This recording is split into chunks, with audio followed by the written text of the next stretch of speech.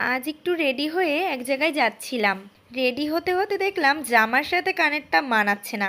ভাবছিলাম কোন কানেরটা পরবো, তখনই হঠাৎ করে মাথায় এলো আমার কাছে তো জুয়েলারি বানানোর জিনিস আছে। খুব সিম্পলভাবে কিছু করা যাক। বেরোতে হবে, হাতে সময়ও বেশি নেই, যা করতে হবে তাড়াতাড়ি করতে হবে। এই প্রথম আমি নিজের হাতে কোনো কানের বানাবো। আগের দিন একজন কমেন্ট করেছিল কানের দুল, খোপার ফুল আর গলার মালা, তবে ওই দুটো তো এখনো বানিয়ে উঠতে পারিনি।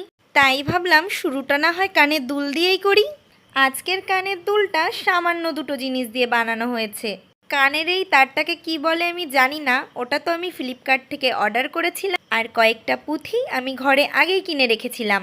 মাত্র এই দুটো জিনিস দিয়েই আমি চটজলদি বানিয়ে নিলাম এই কানের রিংটা। আমার কাছে কিন্তু জামাটার সাথে রিংটা বেশ লেগেছে। তোমরাও কমেন্টে জানিয়ে যেও তোমাদের কাছে কেমন লাগলো।